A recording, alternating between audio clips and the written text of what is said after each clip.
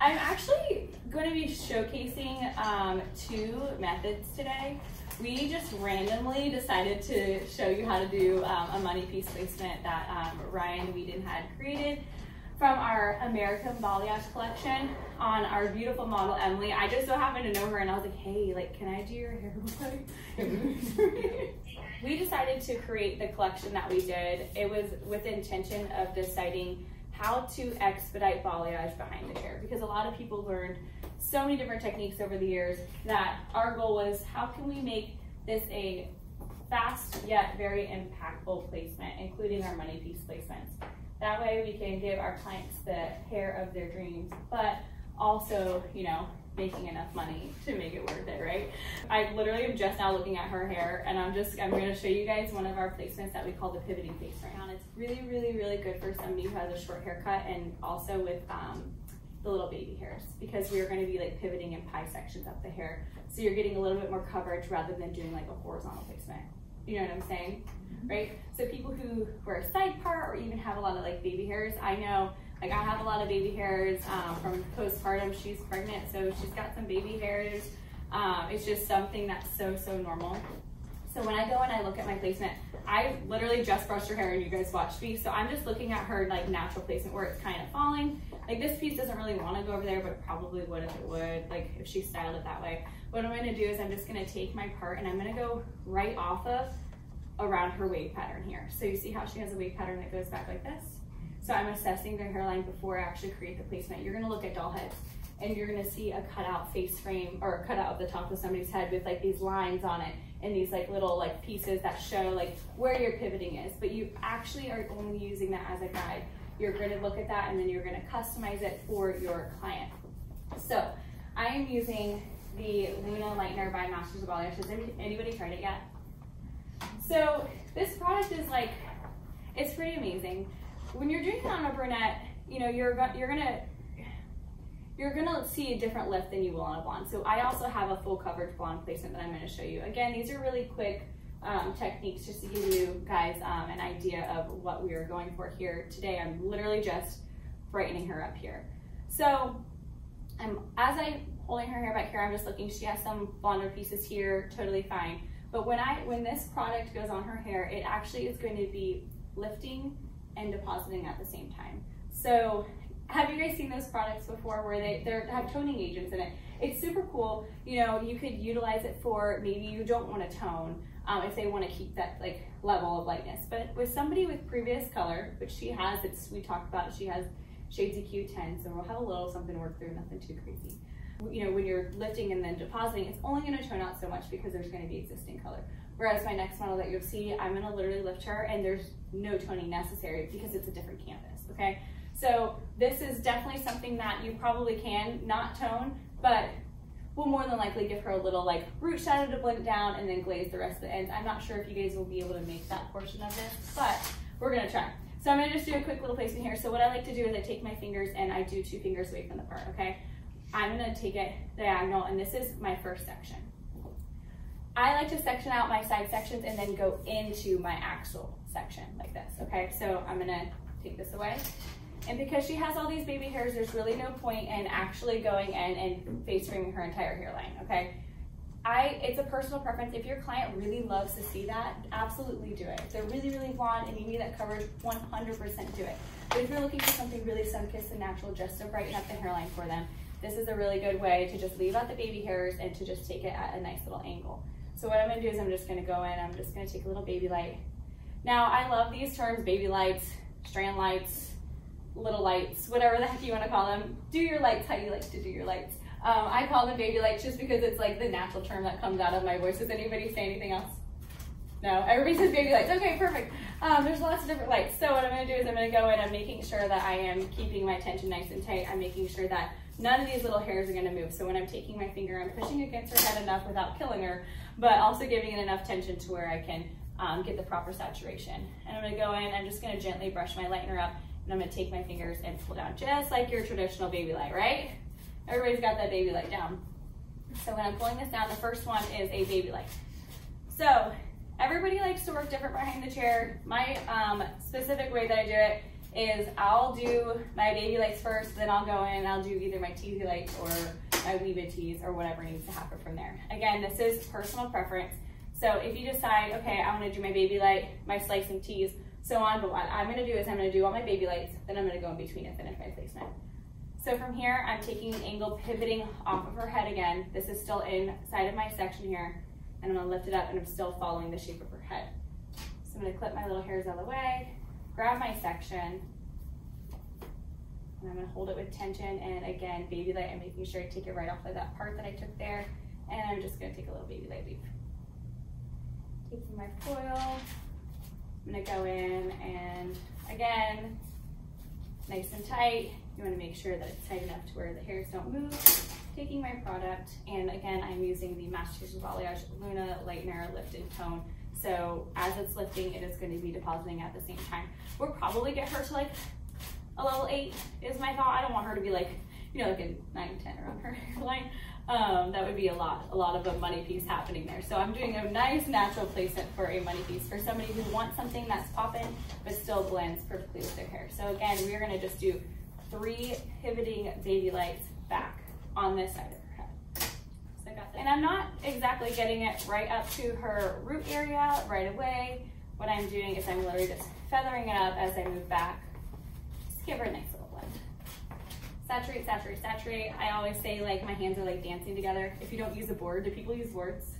Yeah, you do? I love a board, but I mean, sometimes I just don't. So I'll take my hand, I'm like, they're just dancing together. And that's kind of like how I do it. And then I'll take my comb and I'll pull, or sorry, my brush, and I'll pull with a little bit of tension right here just to give me a nice little surface to paint, and I'll paint. And as you can see, as I'm painting up her hair, I am actually not using my wrist. What am I using? My elbow and my shoulder, moving it, okay? So a lot of times you'll see, and it's just a natural reaction, you just kind of paint like this, and then look what it's doing to my product, making it way more separated than it needed to be. So what I'm gonna do is I'm gonna go in and I'm just, even whenever I have my brush out like this, I'm moving it like this. So it's almost like I'm creating a little C when I'm painting, okay? That'll help you when you're doing it. And again, dancing hands all the way down. It's kind of awkward doing it this way, but I'm gonna do it anyways. And then I'm gonna feather it up like this. Once I have that section, I'm gonna fold it up. I'm gonna turn her back a little bit. Can everybody see okay on that side? Okay, you'll get the other side. It's pretty simple once you got your baby lights in there. So I got 3 back-to-back baby lights.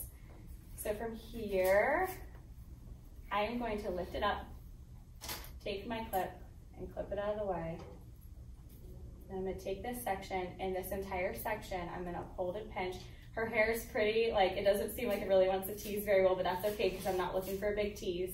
But again, when I'm going in, I'm just pushing away all the baby hairs. I'm not looking to create like an updo, you know what I mean? Like create like a crazy tease. So I'm just gently brushing the hair away, and I'm gonna go in, I'm gonna place it down like this, getting all those little baby hairs out of the way. People who use a board, this is so much easier with a board. If you haven't tried it yet, I definitely recommend giving it a shot if you're comfortable with it. And then I'm just gonna gently paint. Again, I'm using my elbow. I'm just gonna blend, blend, blend, blend, blend, completely saturate.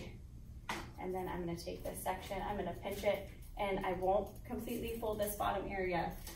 The reason why I'm doing that is I do not want that product to be like, have like a perfect line in there, okay? So I'm almost creating like a little pocket. So I am folding the sides, but I'm making sure that this isn't perfectly tight, okay? So when I lift it up, I'm gonna take my other clip, and I prefer to work this way. If you wanna do baby light, teasy light, baby light, teasy light, by all means, go for it. So I'm gonna go back in, I'm gonna clip that out of the way, taking this section, I'm gonna take this whole section here. When you go in and tease, you just pinch, you hold it at the direction that it's coming from, straight from the scalp. I'm not holding it from here. I'm not holding it all the way up here. I'm holding the hair directly from where the hair lives. Just like when you're doing some certain types of haircuts, you know what I mean? You're following the shape of the head and then the way that the hair actually falls from where it's living. So even though I'm holding it here, when her color falls, what is it gonna do?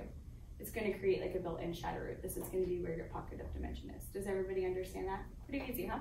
Okay, so I'm gonna go ahead and pinch and hold, taking my comb, and I'm gonna push. And even when I'm doing this, I'm pushing down like an opposite C here, and I'm pushing the hairs away. I'm not going like this and ratting the hair, okay? So I'm gonna go in, and I'm going to push the baby hairs away.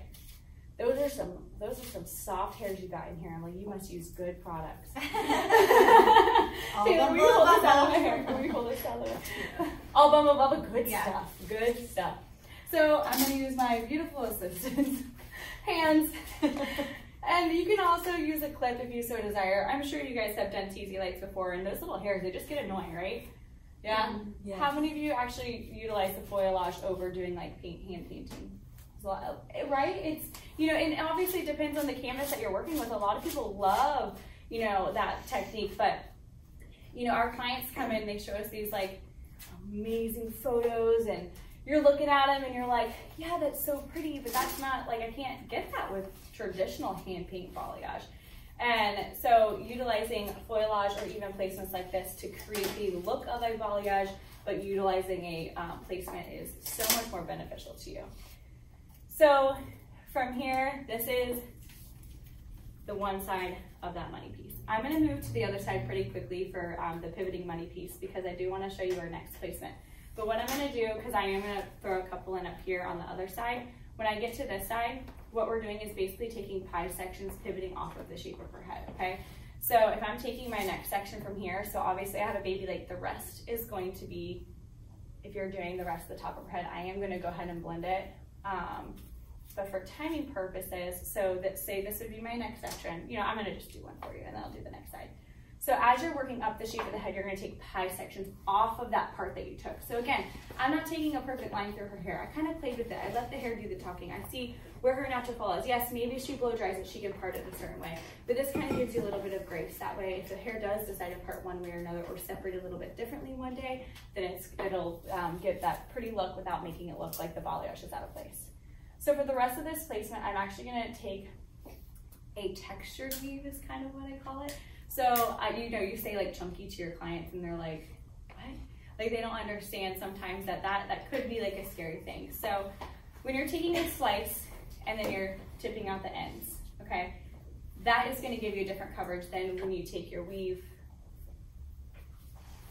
and just gently brush out the back hairs, because this is just gonna give you a blended, diffused, more detailed pieces.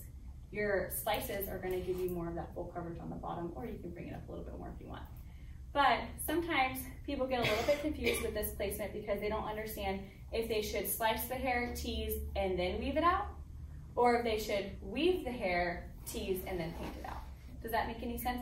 Those are gonna give you two different looks. So you need to think of it the same way. So if you're gonna slice, then tease, and then weave, your dimension is gonna be from about here to the bottom, just to break up the ends.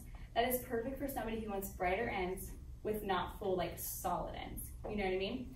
But when you want to create a detailed look from the top, again, I'm taking my placement here, but the hair is actually going to fall back here. So I'm still going to get that effect of bright around the face, deep around the back, and then again, this hair is all falling over top of it.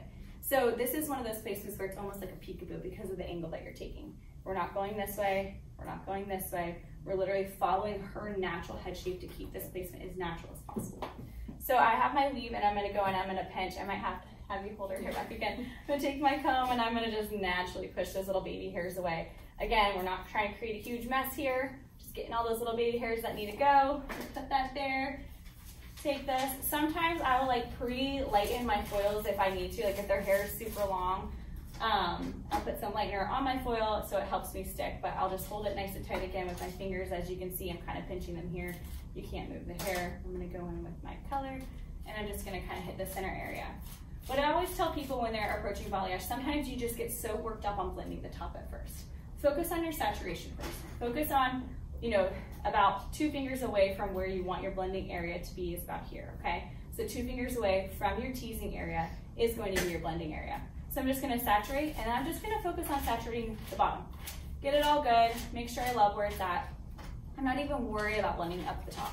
I just wanna make sure that my bottom area is gonna be perfect.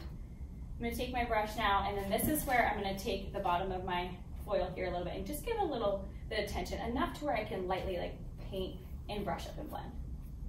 So you're gonna follow the same pattern of the weave and tease up the entire top of her head, following her natural part of her hairline and her actual head shape, okay?